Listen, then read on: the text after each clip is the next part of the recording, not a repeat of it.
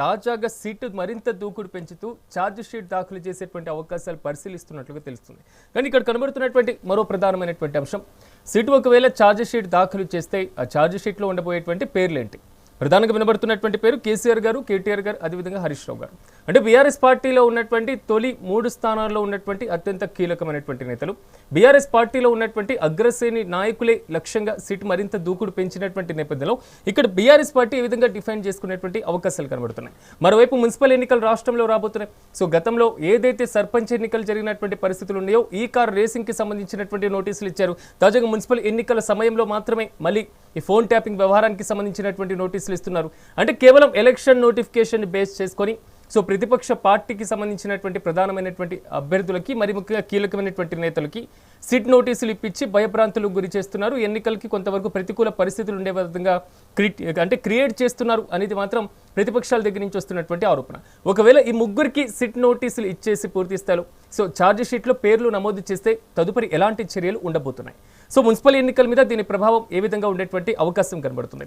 ఒకవేళ మున్సిపల్ ఎన్నికలే లక్ష్యంగా ఇలాంటి నోటీసులు మరి ముఖ్యంగా ఛార్జ్ షీట్ దాఖలు చేస్తే సో ప్రజల్లో ఎలాంటి బలమైనటువంటి సంకేతాలు వెళ్ళేటువంటి అవకాశాలు కనబడుతున్నాయి? ఇదే అంశానికి సంబంధించి మెగా డిబేట్ని ప్రారంభిద్దాం. నాతో పాటు ప్యానల్లో పార్టిసిపేట్ చేస్తున్నారు వరలక్ష్మి గారు, బీఆర్ఎస్ పార్టీ మాజీ జనరల్ సెక్రటరీ, అదేవిధంగా సునీతారెడ్డి గారు, బీజేపీ పార్టీ నాయకురాలు, అదేవిధంగా రామచంద్ర గౌడ్ గారు, కాంగ్రెస్ పార్టీ నాయకులు. అందరికీ నమస్కారం అండి.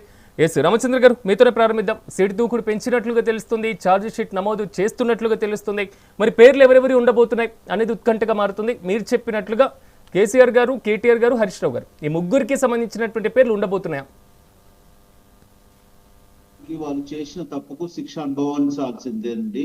ఇది ప్రభాకర్ రావు అమెరికా పోయి వచ్చిన తర్వాత నవంబర్, డిసెంబర్ నుంచి ఇది దుక్కుడు పెంచడవలసిన అవసరం ఏర్పడ్డది. ఆయన కూడా కోర్టు రక్షణలో కొన్ని చర్యలు తీసుకోవడం జరిగింది. నిజానికి వాళ్ళు ఉన్న 10 సంవత్సరాల లోపల భయభ్రాంతులు, వాళ్లకు తమ మీద తమకు నమ్మకం లేకుండా ఈ ఫోన్ ట్యాపింగ్ అనేది చేసింది నిజము. దానికి ఎన్నో ఉదాహరణలు ఉన్నాయి. దాన్ని బట్టి వాళ్ళకి శిక్ష అర్హులు. దాంట్లో సంతోష్ రావు గారు కూడా ఉంటారండి. ముఖ్యంగా కేటీఆర్ గారు, కేసీఆర్ గారు, హరీష్ రావు గారు, సంతోష్ రావు గారు నలుగురు చేసింది అనేది వాళ్ళ ఇంటి ఆడ మనిషి అయిన కవిత గారు ఎన్నో రకాలుగా మాట్లాడడం జరిగింది.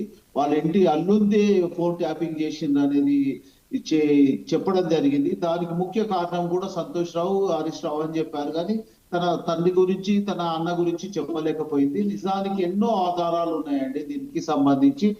ఏ రకంగా ఆధారాలు ఉన్నాయంటే వాళ్ళు 2023 తర్వాత యాక్చువల్ గా వీళ్ళకి రామచంద్ర గారు తండ్రి గురించి, అన్న గురించి చెప్పలేకపోయినటువంటి సందర్భం ఏర్పడితే మీకు చెప్పారా అలాంటి సందర్భాన్ని? అంటే మీరు భావిస్తున్నారా? ఆమె ఎన్నోసార్లు స్టేట్మెంట్ ఇవ్వడం జరిగింది కదా. ఇంటి ఈ అల్లుని ఫోన్ కూడా ట్యాపింగ్ చేయడం జరిగింది అనేది విషయాన్ని బహిర్గతం చేయడం జరిగింది కదా. దాని సందర్భంగా ఇద్దరిని దాచాలనుకున్నది కదా, అది దాచలేదు. ఎందుకంటే తప్పు జరిగినప్పుడు అందరు బాధ్యులే దాంట్లో. దానికి సంబంధించి పూర్తిగా ఎవిడెన్స్ తో సహా చేయడం జరిగిందండి. ఎవిడెన్స్ తో సహా వాళ్ళ ముందుకు వచ్చాయి. దానికి సంబంధించి పూర్తి ఎవిడెన్స్ ఉన్నాయి దాంట్లో. ఎందుకంటే ప్రభుత్వ ఆస్తులను ధ్వంసం చేసిండు అనేది 2023 ఈ డిసెంబర్ లో చేసింది అనేది క్లియర్ ఉందండి దాంట్లో. దీనికి సంబంధించి వాళ్ళ అధికారులను కూడా అరెస్ట్ చేయడం జరిగింది కదండి. నవీన్ రావు గారు, తర్వాత వీళ్ళకి సంబంధించి ప్రభాకర్ రావు గారిని, తర్వాత తిరుపతి అయ్యను, ప్రణీత్ రావును, వీళ్ళకు సంబంధించి 20 మంది అంటే వాళ్ళకు సంబంధించిన వాళ్ళు కూడా అధికారులు దీంట్లో ఉన్నారు అనేది క్లియర్ గా ఉన్నది. ఇది ఇజ్రాయెల్ నుంచి తీసుకొచ్చిన డివైస్ నుంచి దీన్ని చేయడం జరిగింది అనేది ఉంది. దాన్ని డిస్మెంటల్ అంటే అప్పుడు వీళ్ళకి సంబంధించి స్పెషల్ ఇంటెలిజెన్స్ బ్యూరో సిసి కెమెరాలను బంధించేసి పరికరాలను, ఫైల్స్ ను ధ్వంసం చేసి మూసీ నదిలో మరియు వికారాబాద్ అడవుల్లో పడవేసింది అనేది క్లియర్ గా ఉందండి. మీరు ఫోన్ ట్యాపింగ్ ద్వారా ఎవరిని అంటే ఏ రకంగా చేసింది కూడా క్లియర్ గా ఉంది. దీనికి కేసీఆర్ హయాంలోనూ జరిగింది. ఇంకోటి దాంట్లో ప్రతిపక్ష నాయకులది, అధికారులది, సొంత ఆడబిడ్డది అనేది కూడా ఉందండి. దీనికి సంబంధించి ఎన్నో ఎవిడెన్స్లు కూడా బయటకు వచ్చాయండి.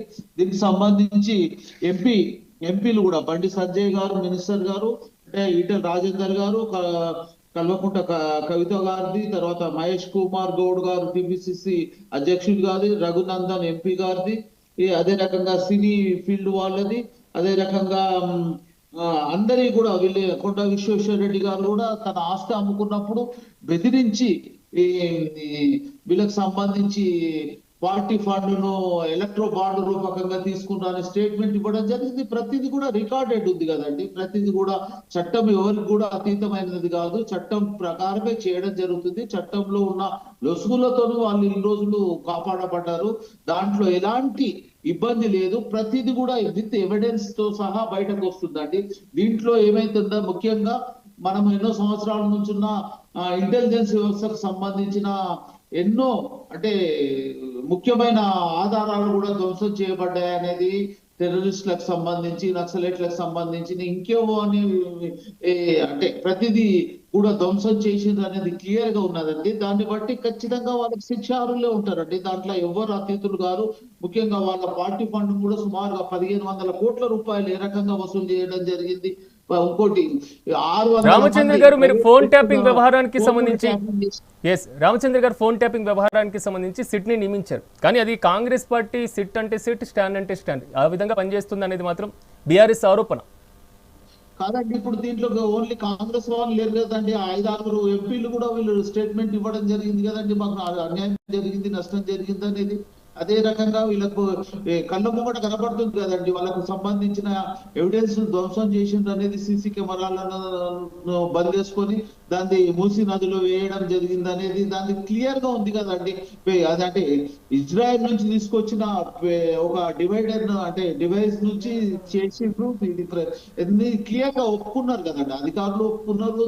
ఆల్రెడీ ఎఫ్ఐఆర్ లో నంబర్ 1 ప్రభాకర్ రావు గారు వచ్చి రావడమే కొద్దిగా డిలే అయిందండి. ఇంట్లో ఎవ్వరు కూడా దాన్ని కాపాడాల్సిన అవసరం లేదు, ఆపుకోవాల్సిన అవసరం లేదు. కాంగ్రెస్ పార్టీకి ఎలాంటి సంబంధం లేదు. కాంగ్రెస్ పార్టీ అధికారంలో వచ్చిన టైంలో దీనికి ప్రభుత్వ ఆస్తులు ధ్వంసమైన. రామచంద్ర గారు, ఒకసారి నేను బీఆర్ఎస్ వర్షన్ తీసుకొని మళ్ళీ మీ దగ్గరికి వస్తాను ఒక్కసారి.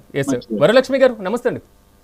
నమస్కారం అండి. వరలక్ష్మి గారు, ఛార్జ్ షీట్ వైపు మాత్రం సీటు దూకుడు పెంచుతున్నటువంటి పరిస్థితి కనబడుతుంది. బీఆర్ఎస్ పార్టీకి చెందినటువంటి కీలక అగ్రనేతలు, సో పార్టీ అధినేత సహా అందరినీ ఛార్జ్ షీట్ లో పేరు పొందుపరిచేటువంటి ఛాన్సెస్ ఉన్నాయి. నిందితులకి శిక్ష పడుతుంది అనేది మాత్రం కాంగ్రెస్ నుంచి వస్తున్నటువంటి వాదన. వరలక్ష్మి గారు ఒక్క నిమిషం అండి. ఎస్